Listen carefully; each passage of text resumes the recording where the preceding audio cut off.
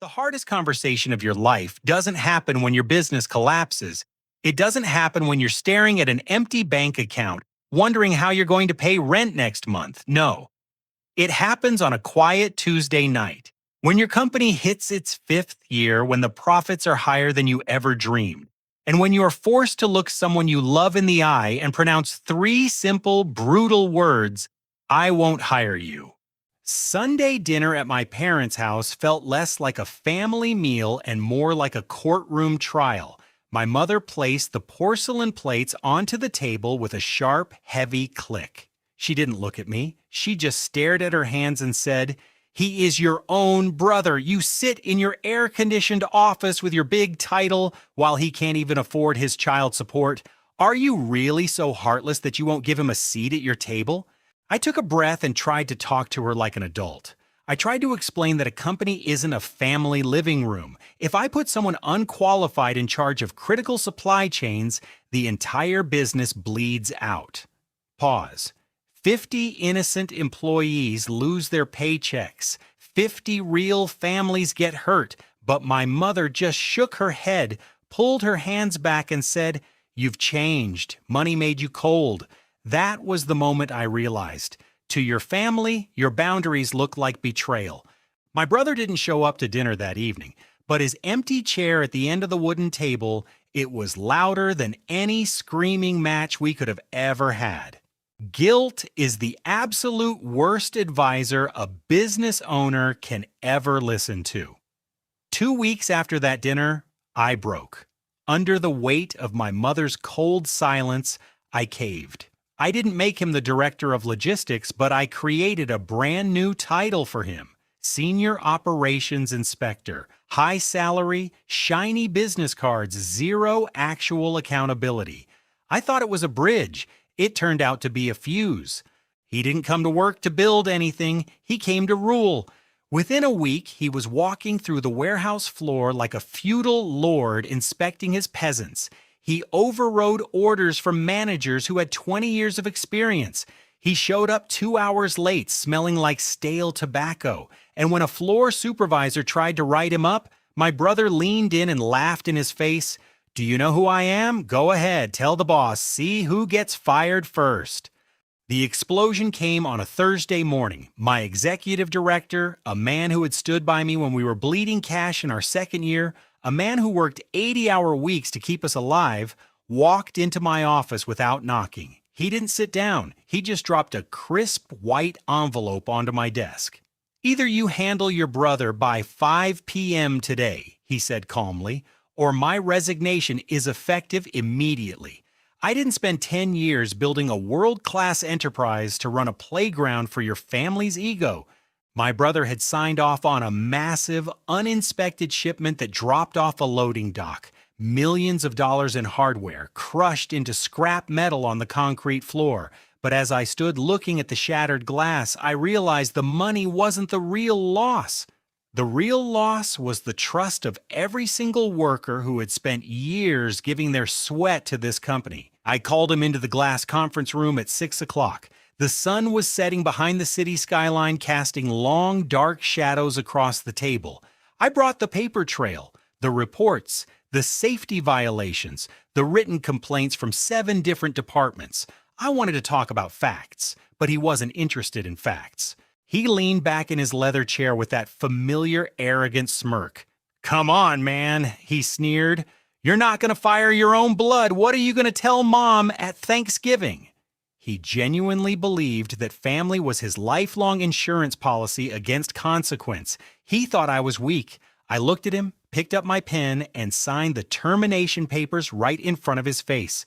The smirk vanished. His face went red, then pale, then twisted into something I barely recognized. He slammed both palms onto the glass table so hard the water bottles shook. "You arrogant son of a bitch," he roared. "You think you're God now because you got a leather chair. You forgot where you came from. You sold out your own family for a balance sheet." He didn't just walk out, he made sure every worker on the floor heard him call me a parasite. By 8 p.m., my phone was a graveyard of missed calls. Uncles I hadn't seen in 5 years, cousins, my mother's sisters, people who never once called to congratulate me when we launched, were now calling to tell me what a monster I had become. In their eyes, the story was simple. The rich kid kicked his poor brother out into the cold. 2 months passed before my father's 60th birthday. I almost didn't go. I sat in my car outside the restaurant for 20 minutes with the engine running, watching the warm lights inside, but staying away felt like a confession of guilt. So I squared my shoulders, walked through the door, and stepped directly into an Arctic blast. Nobody screamed. Nobody made a scene. That's the cruel part about family estrangement. It's rarely a war of words. It's a war of silence. They treated me with this polite, icy formality. Pass the salt, please. Yes, business is fine, thank you. My brother was sitting at the far end of the long table, surrounded by my cousins, laughing loudly, holding court like the victim who survived a tragedy. Every time I walked past a cluster of relatives, the conversation instantly died. They would look at their drinks, glance at me sideways, and smile those fake, tight smiles. They had easily forgiven my brother for destroying equipment and abusing power, but they could never forgive me for establishing a boundary. I couldn't take the suffocating air inside anymore. I stepped out onto the back patio, leaning against the cold wooden railing, staring out at the dark backyard. A moment later, the screen door squeaked open. Footsteps on the deck. Heavy, slow footsteps. I didn't turn around, but I knew the smell of his tobacco.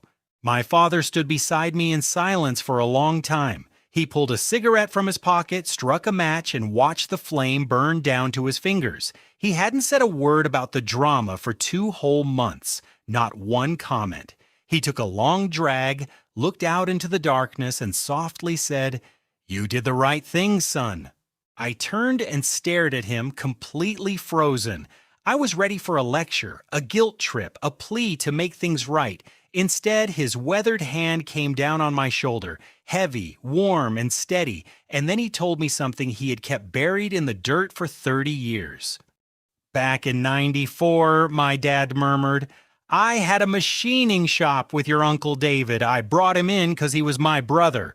Within 3 years, he took money from the accounts, lied to our suppliers, and ran the shop into bankruptcy.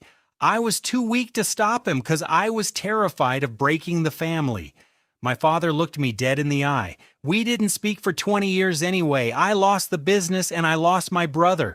I thought I was being a good man, but I was just a coward. You had the courage to be the bad guy to save what you built. Don't ever apologize for protecting your work." Loving your family does not mean handing them a sledgehammer to destroy your life's work. True leadership, real maturity, is the willingness to be hated, mocked, and misunderstood for a season so that the things you built can survive for a lifetime. A year has passed since that night. Things aren't perfect, but something strange happened. Stripped of the safety net of my company, my brother actually had to face reality. He took an entry-level job at a logistics firm across town. No favors, no corner office, and for the first time in his life, he showed up on time. He worked. He's climbing his own ladder now on his own feet. Success and money don't ruin family relationships. They simply turn the lights on.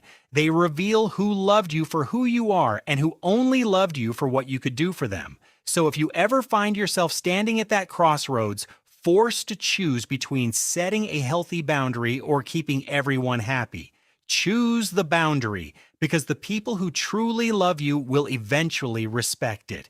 And the ones who don't, they were only ever looking for a free ride in your convoy.